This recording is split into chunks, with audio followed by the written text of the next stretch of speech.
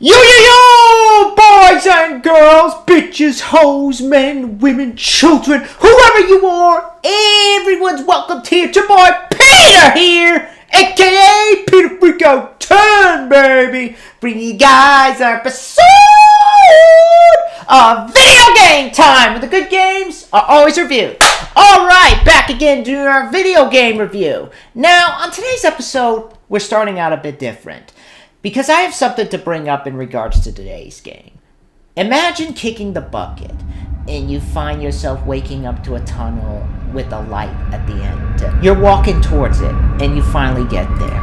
The only question I have there is, what is that light at the end offering? Is it literal heaven, or a trick that turns into fire, pulling you down into an endless abyss of torture and fire? People have often questioned what life after death will offer you. But depending on your actions as a human, that's the real answer. But has anyone lived to tell it? No. Until now, today's game gives us a first-hand look into the recollection from a person that went into that realm of the dead and explained it to us in the form of Shadow Man. But does it all come together? Well, grab your mask of dark earth, knit that sucker into your chest, wait for night to fall, for a creature in you to come out, and let's talk Shadow Man. Now, Shadow Man, this was a game made in the year 1999, and it was developed by Acclaim Studios Teesside, which is a development studio that started as Optimus Software by Darren and Jason Folks before Acclaim bought them and turned them into Acclaim Studios Teesside, where they worked on ports of NBA Jam, Batman Forever, and the N64 port of Forsaken. Now, some may not know this, but much like Turok, another Acclaim property, but this is actually based off a comic book series under the Valiant Comics label, originally created by Jim Shooter, who is a Valiant Comics regular, Steve Englehart, who worked on various Batman comics for DC, and David Lapham, who would go on to work on the comic series Stray Bullets for his own independent comic book company. And Shadow Man as a character made his first appearance in issue 4 of X-O-Man of War in May of 1992. Well, while that same month, his solo series started, aptly titled Shadow Man. Now, for consoles, this was actually made for the N64, the PC, which as you can see is what I played it on, the PS1, which I do have something to talk about with that version, and it got a Dreamcast version, which I do plan on playing, as I do have the emulator and I plan to emulate it.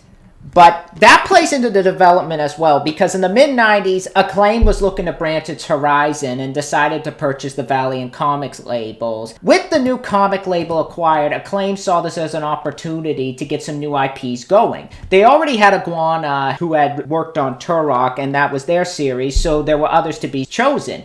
Enter Acclaim Studios Teesside. They had just finished working on College Slam for Acclaim and were looking to step into more of an original IP.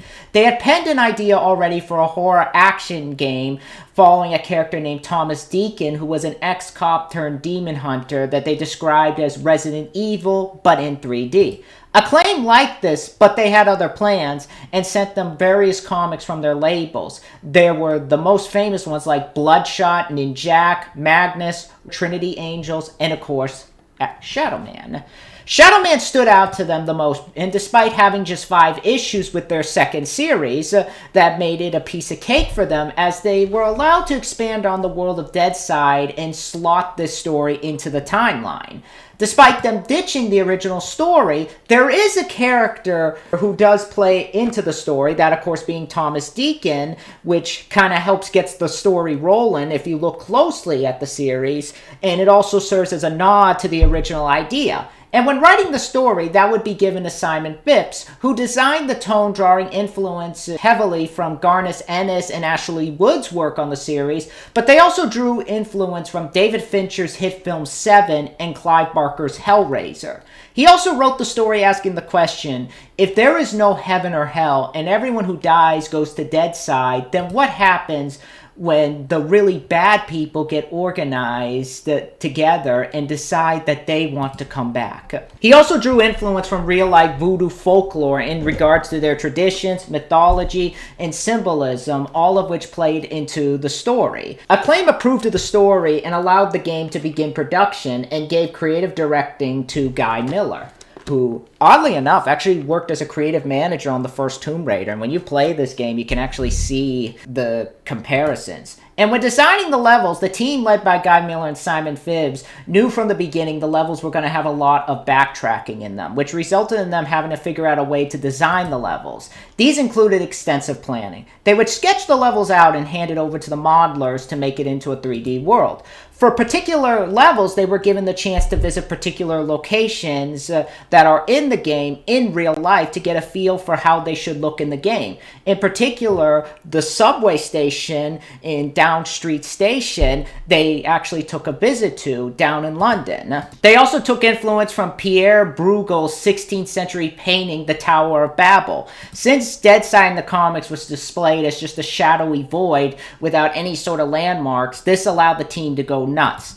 For the decaying areas in Deadside, they would frequent the outside offices of Acclaim to find decaying structures, and they would incorporate it in the game. And in their off time, they would draw out sketches and sketches of how they wanted Deadside to look like. But the influences weren't done yet. When creating the Five, they wanted to create villains that would keep the player awake at night, and drew influence from real life and fiction, from Hannibal Lecter, Ed Gein, H.H. Holmes, the video nasty Moral Panic, and even included real life killers as the villain.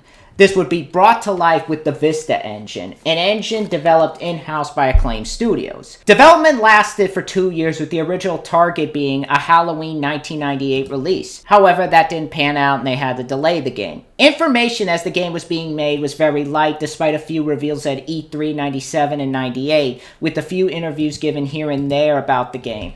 It wasn't to the extent of Ocarina of Time, where every week there was a new piece of info, but we got some cool info here and there. I know there were pre-orders where you could get a pair of sunglasses, like Michael right here on the cover. And now, while I can't find any definitive sales numbers on Shadow Man, all I could find was VG chart says 0.27 mil, and Valiant said on their blog that it was a commercial success, selling over 2 million copies. Also, the game received positive reviews from critics, with one exception.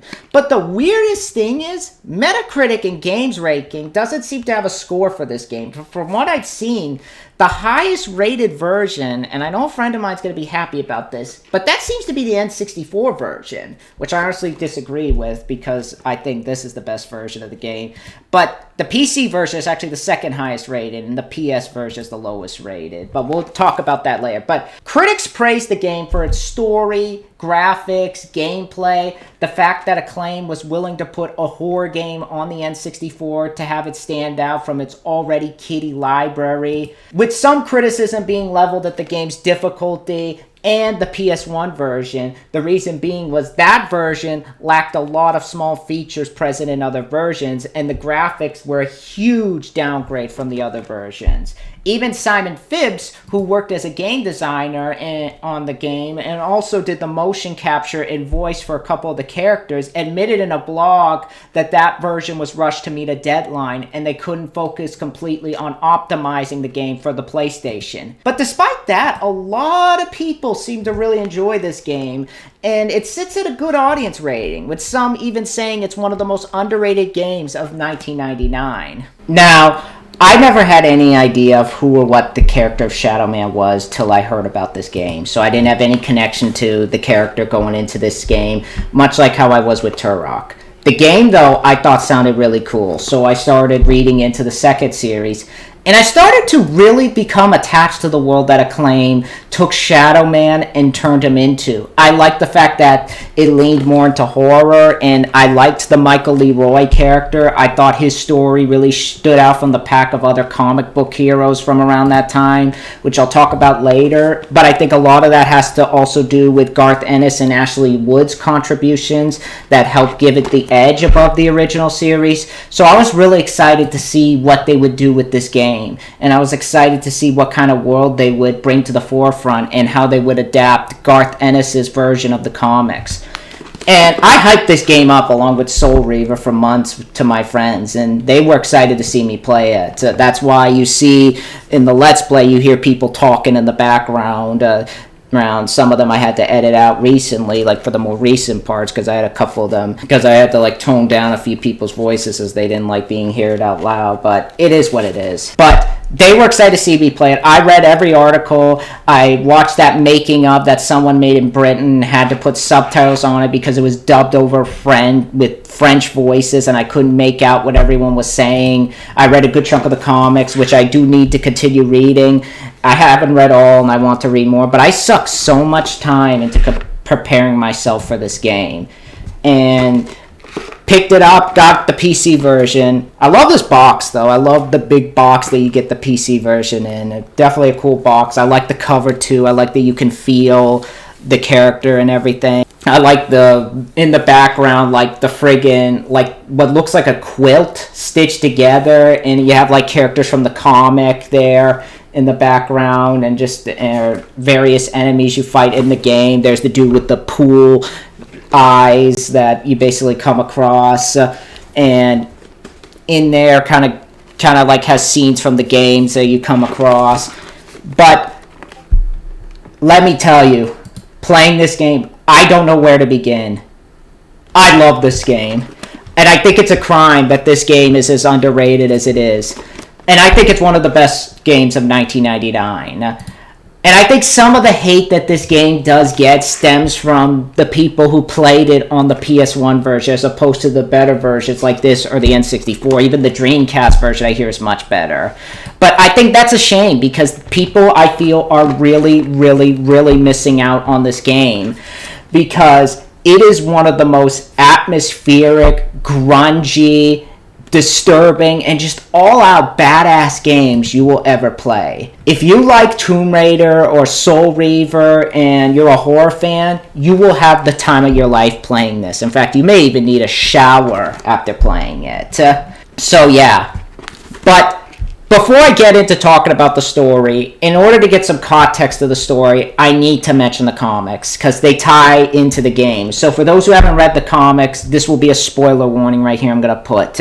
As I'm talking about the comic story, pretty much turn down your volume, and once I get out of that area, I'll remove the spoiler warning. And if anyone's mad, don't say I didn't warn you. But the plot of the game basically puts you in the shoes of Michael Leroy, voiced by Red Pepper, who we learned dropped out of college because of his own impulses to put towards his gambling addiction, which basically put him in a rough spot where he was lacking the funds to support his family and brother, who's in a very bad medical state. So to fix that mistake, he decides he's going to take a job as a taxi driver. One night while out and about, a man on the run carrying a briefcase of $20,000 enters his taxi, but before Mike can question anything, he's out and leaves the briefcase in the car, which Mike, seeing this as an opportunity, takes the briefcase and gives the money to his family, and pretty much the person who was supposed to get the money finds out that Mike took the money, and they have his family killed, and they attempt to kill him, but he manages to survive as a voodoo priest put a protection spell on him before the whole ordeal. And because he saved his life, he wants his payment and basically makes Mike his bitch. He basically erases his memories, gives him the name Zero, and since then he's basically doing assassin work for this dude posing as a man named Josie, who starts pretending to be his friend and working in a bar. This goes on for 5 years till a mysterious woman named Nettie, voiced by Lainey Minnelli, finds out about his presence and the death of the original Shadow Man, Jack Boneface. And with the help of her snake servant Jaunty, played by Barry Mead, she restores his memories and nisks the mask of Dark Earth onto him and forces him to take the Shadow Man mantle so he can protect Deadside. Where this game begins is basically there's a new threat around the corner where we see Jack the Ripper, motion captured and voiced by Simon Bibbs, is visited by by a man named Legion, who goads him into crossing his way into Deadside and building a cathedral that will house these 5 demons taking the form of serial killers, so they can all work together in finding a way that will cross their way into our world and bring about the apocalypse. Nettie gets a vision of this and tells Mike that he must stop this by collecting these forms of power known as dark souls that will give him the energy to bring down these demons. So Mike sets off into Deadside and other areas of the worlds that the serial killers are housed in to stop them, as he powers himself up while also dealing with visions of his dead brother Luke, who may or may not be his brother. Will Mike be able to bring an end to the apocalypse and stop these serial killers? Or will they get the powers before he does and bring an end to the world? Now, the minute you start Shadow Man, this game tells you what it is in the story department. The stench comes from your monitor, and the path of where the game will go in its story are all there for the player to behold. This is not a joyful, fun-filled romp for the whole family, despite it being based on a comic book. This game asks, hope you can stench the smell and the sights, and it says it without so much as a thought as you're pulled into the world of Deadside that showcases a story of graphic imagery and really unpleasant folks. But despite that, it's done with a purpose and done with class. Never in my life did I ever think a game with a story like Shadow Man would work as well as it does. I like the idea of the story starting with the question Simon Phipps asked himself as he was writing the story, as I thought it was an interesting setup as to what if a group of serial killers met in the dead world and decide to team up to make their way back to our world. I thought it was an intriguing question that you don't see a lot of games and or movies ask, and how the game showcases the door between those worlds and how they operate, and you have Mike being protector of both worlds along with that. And this applies to why I also love the comics, and this may piss off some old school Shadow Man fans here, but I love the story of Michael Leroy as a character. I like the fact that he's a guy embracing his own consequences of the mistake he made long ago and basically acknowledging, yeah, I'm a piece of shit, but I deserve it. But I'm not going to feel pity. I'm just going to pay my dues.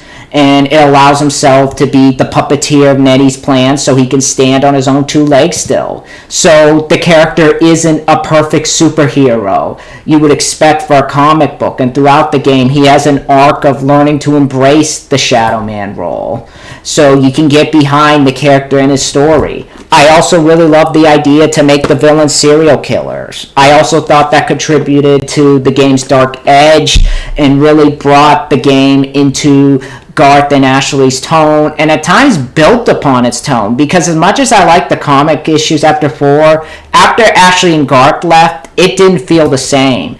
And the stories that they came up for these guys I thought were really creepy. Like you have Milton Pike, who's a racist Vietnam vet with PTSD, who they dubbed the Video Nasty Killer, and he would videotape his killings and send them to the police. My personal favorite of the 5 is Avery Marks, which Simon does the voice for as the Home Improvement Killer, and he's this game's version of Ed Gein. He's this guy that would pose as a TV repairman, and he would kill the families and skin them and put them as objects in this dilapidated apartment in New York.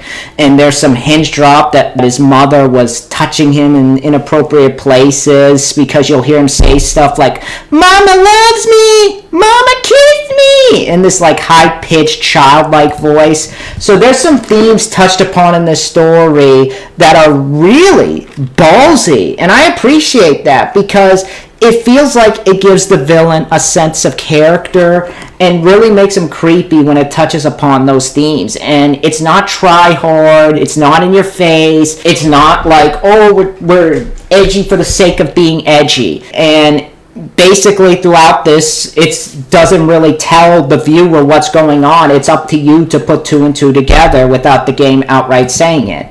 So overall, while taking influence from more of the Acclaim side of Shadow Man, which may upset some Jack Boneface fan, I think that this game does a great job bringing that world to life while also expanding on it and using the already 5 issues at the time to do something that felt in line with what they already had. that also applies to the technical side of things. Graphically, this game is top-notch. I mentioned Soul Reaver before because this game reminds me so much of Soul Reaver. Because both of these games on a presentation side have that atmosphere that really sucks you in it. And like I said, this game takes some creative liberties from the comic in the graphics department because they make Deadside completely different from how it looked in the Michael Leroy comics, whereas Deadside, as they said, was a black void of nothingness. This Deadside is like if Hellbound, Hellraiser 2, and H.P. Lovecraft had a disturbed child. Deadside is dripping with atmosphere. From the blood-red waterfalls to the bone gate that leads into Deadside to the asylum where you'll see the workers chopping off flesh with blood smeared everywhere, and that weird train that you ride at certain places, or that weird church-like cathedral where there's like people hung up like this and their skins tore open, which kind of serves as the gateway into the real world. The team really put their heart into designing Deadside in this game. And just little things, like the way they drew the cards you find and that prophesize the events that come in the game, and how they have that like temple feel look that I thought was really creepy. And that also applies to the levels when you're not in Deadside, which is where you'll come back up to fight the bosses. And I like those areas have something related to the boss. Like Avery is in his apartment where you'll see he skinned his victims, and you get the idea he's making birdhouses out of the skins. Some of the victims he gets skinned that are skinned will be alive trying to get help. This feels like a reference to the scene in Seven with the dude strapped to the bed. That's really what it reminds me of. You also find yourself in a prison where some of the members of the Five are in there, and there's a riot going on. You have to find your way through the riot. Even the London subway system has a level. And I like the creativity of this level. And the creep factor really goes sky high, which is also brought fantastically to you by the sound and the score, which I have to give credit where credit is due. Tim Haywood did a wonderful job with the score and the sound. His score really contributes to the game's atmosphere. I especially like the piece of music when Mike gets into the area and finds the car, and you have that whole I love that. I also love the piece of music where it goes like, where pretty much it's in Avery's apartment and you hear him scream. It's like, that was like really creepy. The music like sticks with you after it's been shut off. Or even moments like the disco theme for Marco. I thought that it gave the game a good sense of humor. I really felt Tim deserves more credit than what he gets for this game, because without him, it wouldn't be as great as it was. Aside from him, character models also look very good. Each have great facial expressions and facial animation, despite some obvious creative differences from the comic and the character designs. Despite Mike looking the closest to his counterpart, mostly with Nettie, I think they're designed in a way that has the spirit of the comics. The voice acting is also great. Red Pepper really brings Mike to life in this game. I thought he did a great job giving Mike the badass personality we saw in the comics, while also kind of showing his empathetic side. His banter between the Five I thought was really funny. In particular, the moment between him and Milton when he first encounters him, and Milton goes, "Hey, what are you doing down here? This is private property, boy." And he goes, "I ain't your boy." And the two go into it a bit more, and he goes, "I ain't seen no sign, fatso." You can tell Red is having a ton of fun with this role, and I can't see anybody doing Shadow Man but him.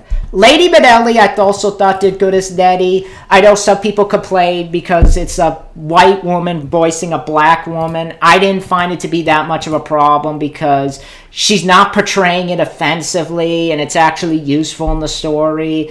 And she's not doing it in a way that I think anybody will look at it and go, okay, that's wrong, that's too far. She's not, and the character's not doing idiotic things that people complain about people who do that do in comics.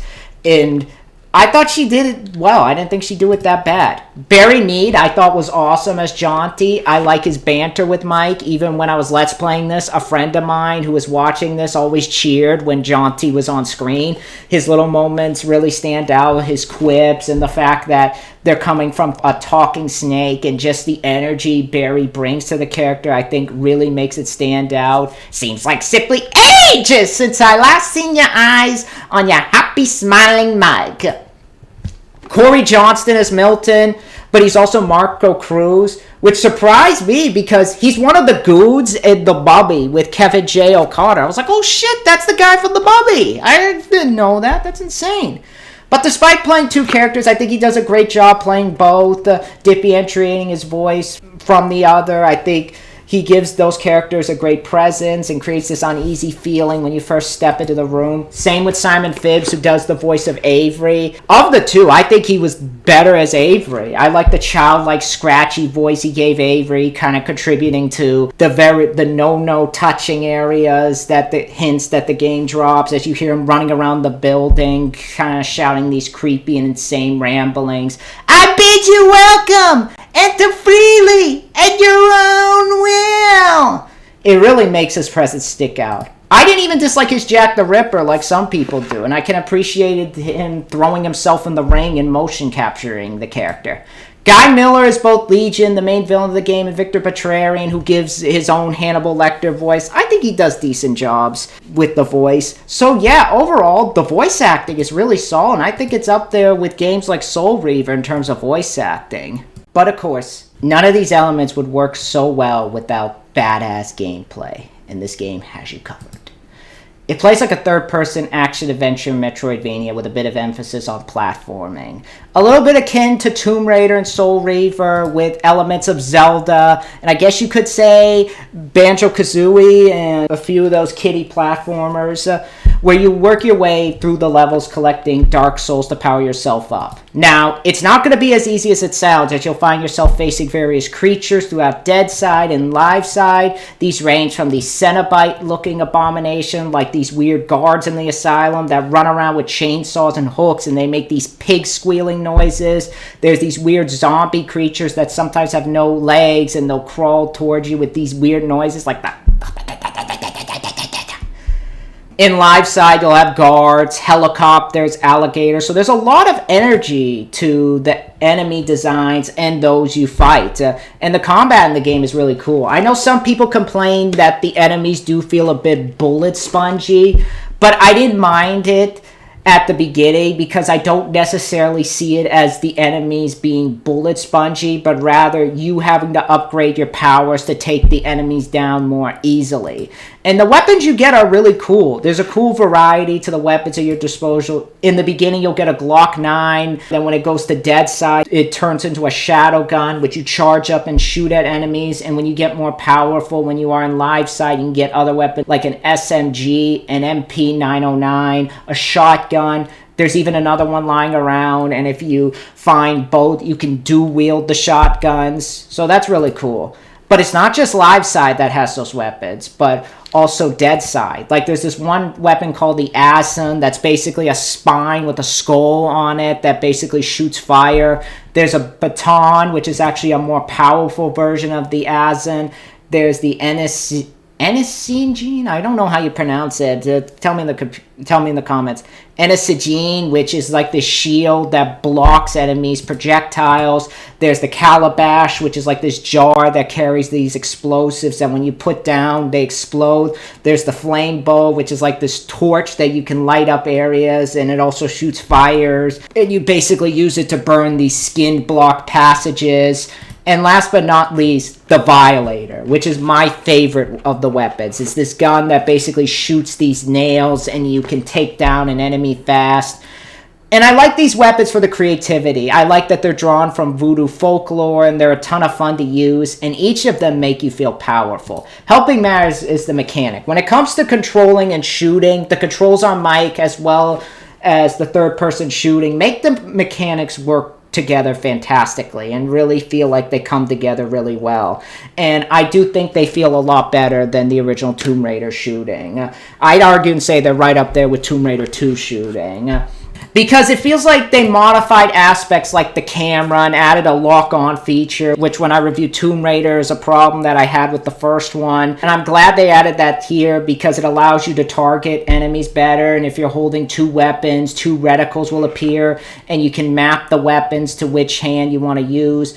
And it's not just the hazardous world of enemies you'll find yourself encountering, but you're also doing some platforming, which is where the Tomb Raider comparisons come in. And the platforming, I have to say, along with Tomb Raider 2 and Soul Reaver, some of the best on the market. Michael controls great. There's a great sense of weight to him in the platforming moments. Much like Laura, Michael's able to shimmy, climb, roll. When dealing with enemies, he can hang off ropes and other various contraptions and swim. Side note for the swimming, there will be moments when you play as the human Michael Leroy and without his powers. So when he's without his power, basically he can only stay underwater for a certain amount of time. And when it runs out, he'll basically die. But if you're in the Shadow Man form, basically he's able to have unlimited breathing. So yeah. But thankfully, that's not much of an issue, as you'll spend most of your time as Shadow Man, so don't need to worry about the human side. So it's a bit like Tomb Raider in that regard, by the fact you'll be doing a lot of platforming. There will be points you'll be hanging off weird contraptions. They move around and you land on a particular platform. That's one of the reasons I really like this game. I like the challenge it adds with those areas, as you have to take your time to land on them as opposed to making 20 jumps to get up a balcony. You can save wherever, too. If you find yourself having a hard time, you can reload the save and try the platforming again. And when you find a certain amount of Dark Souls, you'll be able to fill up a meter that will unlock a crypt in your area, and you'll get an upgrade and or an entrance to the temple, which is where you'll not only collect Dark Souls, but also these Chaddocks, which will basically be used to upgrade your health when you have a certain amount. And these temples are a bit like the temples in Ocarina of Time, where you'll get an upgrade or a power-up that will help you get through the environment faster, such as the ability to walk on lava, fire, swim in it, or push blocks made of fire. Along with that, you'll get stuff that helps you climb up blood waterfalls, so you'll have to wait a bit before you get the power-ups. This is where the Metroidvania stuff comes into play, and you'll need to have a certain power-up to use before getting that item. And of course, last but not least, are the boss battles, which are good. They're not on the level of Soul Reaver, which its boss battles outdo these guys. Basically, you just run up and just start shooting them. You could just push them into a wall and just bang, bang, bang, bang, bang, bang, bang, and just fire away. It's not like Soul Reaver, where the bosses feel like they have a weak spot that you'll have to target or time. Like I said, you just shoot away. And working your way through those particular levels lets me tolerate those moments. So I can deal with the bosses not having as much creativity. But aside from that, I had a blast with this game. And I feel this is one of Acclaim's best games next to the Turok games. And it's definitely up there with Soul Reaver, I think, as one of the best games of '99. And I already touched upon a couple of the problems. It's like the bosses aren't anything special. But there's a couple others. Number one, I don't get why the pistol is the only weapon in Deadside that you're allowed to turn into a Deadside weapon when entering, but not the other weapons like the shotgun. I didn't understand that, because why can't I use those weapons in Deadside and can only use the pistol? I didn't understand that.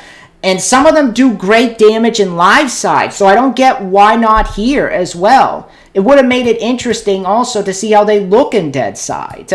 There's also some moments also that I did come across some technical problems, like the AI suddenly deciding to stop attacking you and getting stuck on walls or staring at a wall. Glitches with the audio in some areas where the music won't play and you have to reload. There was a point I clipped through the environment and went through a wall. The frame drops sometimes. Graphical glitches. The game not starting with dithering on. No crashes though, but that's a good thing. But you'll definitely come across some technical problems. It's not a common occurrence with the glitches, but you'll definitely come across those. But besides those three problems, I can't think of anything else, because bottom line, Shadow Man is an underrated gem that deserves more people talking about it. This is a game that I think knows its audience, and it grabs you by the balls doesn't let go and takes you into a world filled with crazy imagery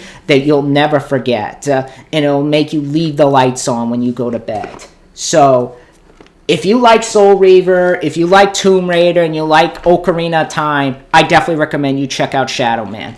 Just word of advice, if you have any version you want to play, and you have all the versions like N64, Dreamcast, PC, and PlayStation, stay away from the PlayStation version. If you got a good running computer, get the PC version. But if you can only have an N64, get the N64 version, or get the new Dreamcast version.